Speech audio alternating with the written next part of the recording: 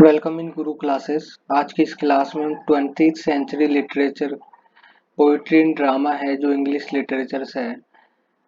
W B Yeats की इसमें काफ़ी फेमस पोएम है टू ए शेड, जो आयरलैंड के राष्ट्र नेता के बारे में लिखी गई है। उनकी डेथ के बाद आयरलैंड में उनका कैसे सम्मान किया जाता है, कैसे नहीं। जब पर्नेल चाहते हैं कि वो अपने टाउन को वापस रिविजिट करें मरने के बाद अपनी कब्र से उठ के, उसके बारे में बताया गया है। डब्ल्यू.एच का जन्म, जो काफ़ी फेमस पोइट रहे अपने टाइम के, उनका जो जन्म है वो डबलिन में हुआ है। 1865 में इनका जन्म हुआ था और 1939 में इनकी मृत्यु हुई थी। जो टू ए शेड पोएम है, उनका जो उसका जो कंपोज टाइम है वो 1913 रहा था। इसकी जो वॉल्यूम थी वो थी रेस्पॉन्सिबिलिटीज से निकला है। तो इस पोएम में the poet show about state affairs of country, specially Ireland, and dislike for how the politician Charles Stuart Parnell was treated by the public. तो वही बात है कि जो जो पॉलिटिशियन रहे, वो मरने के बाद, चार्ल्स स्टुअर्ट पर्नेल मरने के बाद अगर अपना टाउन रिविजिट करते हैं तो वो देखते हैं काफ़ी चीज़ों को कि आयरलैंड उनको कैसे ट्रीट करता है। तो उसके बारे में ईस्ट ने इस पोएम में, टू ए शेड पोएम में बताया है। तो ये जो पोएम है वो 3 स्टेंजा पोएम है। 3 भागों में डिवाइड है ये पोएम। और जो 3 भाग है, पहले स्टेंजा में जो पहला स्टेंजा है वो ये जो पूरी पोएम है अनएवन सेट्स ऑफ लाइन्स है। जो पहला स्टेंजा है उनमें 9 लाइन्स है, यानी 9 लाइन है। और जो सेकंड है उनमें 10 लाइन है, और जो लास्ट थर्ड है उनमें 7 लाइन है। तो जो 3 स्टेंजा हो गए उनमें पहले में 9, 10 एंड द एंड ऑफ जो लास्ट स्टेंजा है उनमें 7 लाइन है। तो आगे चलते हैं और कविता के बारे में जानते हैं क्या लिखा है इस पोएम में, टू ए शेड में क्या लिखा है विलियम बट्स ने। तो पहला जो स्टेंजा है वो आपके सामने है कुछ इस तरीके से। तो जो पोइट है ईट से वो कहता है कि if you have revisited the town, तो वो पन्नेल से कहता है, पन्नेल की जो आत्मा है, प्रेत आत्मा, उन उससे कहता है कि अगर आप अपने टाउन को रिविजिटेट करते हो, मतलब वापस दौरा करते हो, देखने आते हो मरने के बाद अपनी अपने एक मतलब कहते हैं ना कि एक प्रेत आत्मा की, बिल्कुल शुष्क पड़ी हुई आत्मा से, या अगर आप शुष्क आत्मा के साथ अपना टाउन रिविजिटेट करते हो, तो whether to look upon your monument, आपको एक विडंबना होगी कि आप अपना स्मारक देखना चाहोगे। लेकिन वो कहते हैं कि जो ईट से वो कहते हैं कि बदकिस्मती से आपको जो आपका मॉन्यूमेंट है वो नहीं दिखेगा। क्यों? क्योंकि आश्चर्यचकित की बात यह है कि जो जो बनाने वाले हैं, बिल्डर हैं, उनको पैसा दिया ही नहीं गया आपके मॉन्यूमेंट्स के लिए। बातें बड़ी बड़ी करी गई, लेकिन आपके जाने के बाद वो मॉन्यूमेंट्स के लिए कुछ पेड नहीं किया गया, बनवाए नहीं गए। आपकी याद में सब भूल गए आपको। या आप happier thoughted when the day is spent to drink of the soul breath out of the sea, या आप ये करना चाहते हो कि कोई ऐसी ड्रिंक को याद करना चाहते हो कि जो कोस्टल एरिया, जो समुद्र के पास बैठ के आपने वो ड्रिंक एंजॉय करी हो, आपके जो पास्ट रहा हो उसके बारे में सोचना चाहते हो, with soul breath out of the sea, जो समुद्र की जो नमकीन, जो एक तरीके से हवा चलती है, जो सोल्टी हवा चलती है, उसके साथ बिताए गए एक दिन के साथ जो पल है उनको याद करना चाहते हो।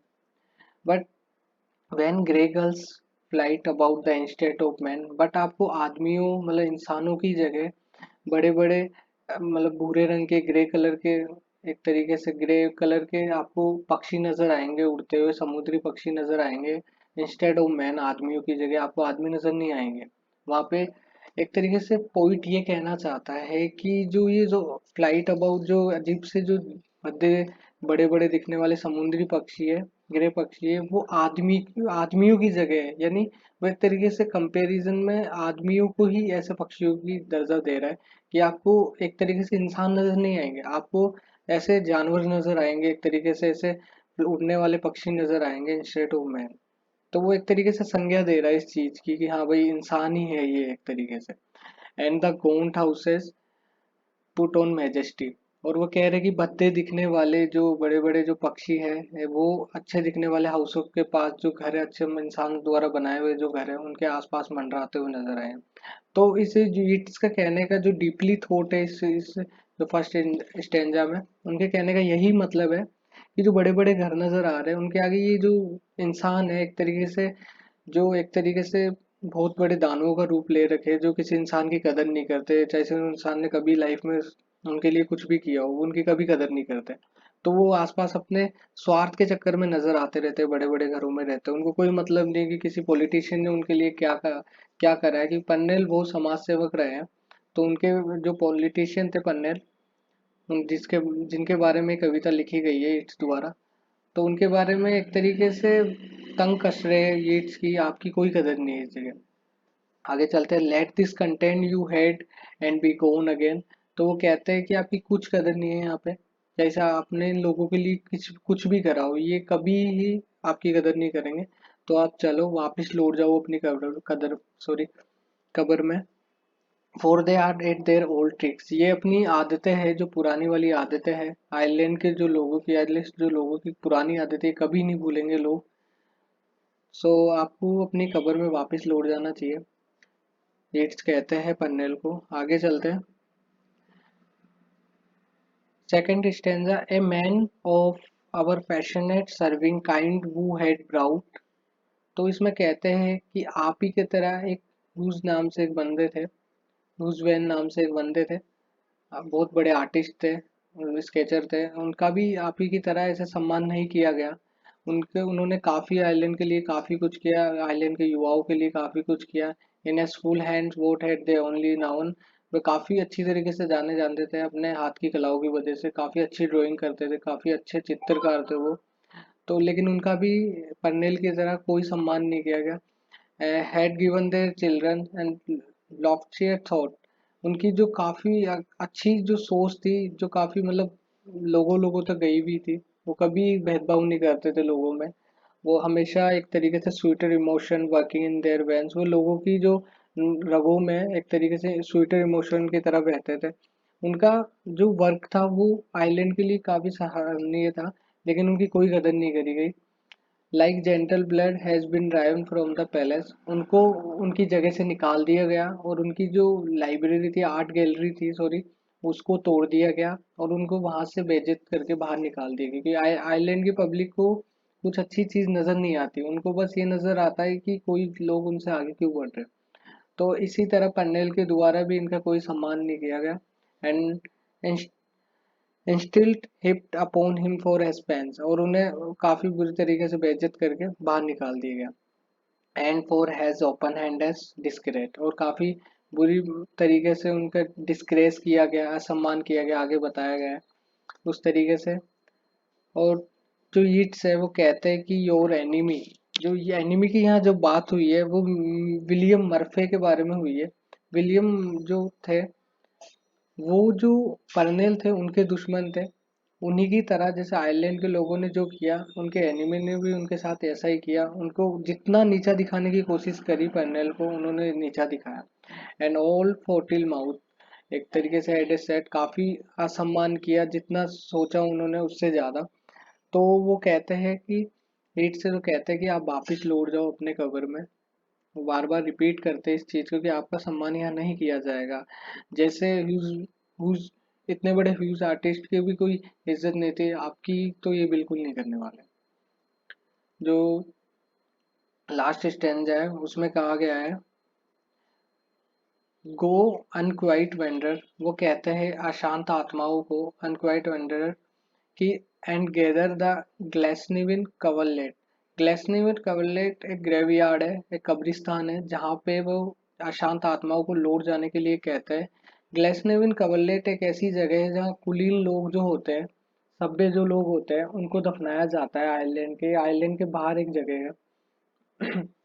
About your head till the dust stop your, अब जब तक आप अपने जो आप अपने आपके जो अपने कान है वो यीट्स पन्नेल को कहते हैं कि आप जो कब्र में जो पड़ी हुई जो धूल है, वो आप अपने कानों में एक तरीके से रैप कर लो, उन्हें जमा लो, आपके कान वान सब बंद हो जाए, क्योंकि जो the time for you the test of the soul breath, अभी टाइम बाकी है। कई कुल मिला के कवि का कहने का मतलब ये है कि वो कहते हैं कि पन्नेल साहब, आप अपनी कब्र में वापस जाओ, ग्लेसनियम कवरलेट जो आपका कब्रिस्तान है जहाँ आपकी कब्र है वहाँ वापस लौटो, और वहाँ कब्र में जाके आप अपने सर के आसपास मिट्टी का एक रूपा एक तरीके से कहते हैं कि आप अपने कानों को मिट्टी से बंद लो, ढक लो, क्योंकि जो टाइम है सोल ब्रेथी करने का, जिसमें फर्स्ट स्टेंजा में बताया गया था कि आप बैठोगे समुद्री वादियों के नज़ारे लोगे, पहले की चीज़ों के याद, तो उसका जो टाइम है वो अभी तक आया है नहीं। And listen at the corner has not come. आप शहर के नुक्कड़ पे खड़े होकर शहर की बातों सुनना, वो टाइम अभी तक आया नहीं कि आप शांति से बैठ के सुनना, क्योंकि आयरलैंड के लोग अभी सुधरे नहीं है। आयरलैंड के लोग पहले की तरह ही चुगलियां करने वाले, डिसलाइक करने वाले, लोगों की एक्सपीरियंस टैलेंट को नहीं समझने वाले लोग हैं। उन वो कभी नहीं सुधरने वाले। तो एक टाइम आएगा, जब तक आप शांत रहिए, अपने कब्र में वापस लौट जाइए। जब वो टाइम आएगा तब आपने जो मिट्टी का जो अपने आसपास जो घेरा बनाया है कानों के आसपास, वो हटा के आप and listen at the corner is no, आप नुक्कड़ पे बैठ के आराम से खड़े होके चीजों को सुन सकते हैं, निहार सकते हैं। यू हैड इनफ सोरो बिफोर दैट। यहाँ पे जो कवि है यीट्स है, वो पन्नेल को कहते हैं कि आपको ज्यादा सोचने की दिक्कत नहीं है। आप इन लोगों के बारे में इतना मत सोचो, क्योंकि आपने जब जीवित थे आप, तो आपने इन लोगों के लिए बहुत कुछ किया। अब आपको इतना ऐसे दया सहानुभूति सहानुभूति दिखाने की जरूरत है नहीं। सो इन सब चीजों को जाने दो, and you are safer in the tomb. और वो कहता है लास्ट में कि आप अपनी कब्र में ही सेफ हो, तो आप अपनी कब्र में वापस लौट जाइए। तो इस तरीके से इस कविता का एंड होता है। यीट्स ने पन्नेल जो पॉलिटिशियन है और जो एक आर्टिस्ट है उनके बारे में बताते हुए काफी अच्छी तरीके से एक्सप्लेन किया है कि आइलैंड के लोग काफी हद तक अभी तक सुधरे नहीं, कि उन लोगों के पास कोई एक प्रेत आत्मा, एक शुद्ध प्रेत आत्मा, शांत आत्मा आके उनका विजिट कर सके। Thanks for watching this video.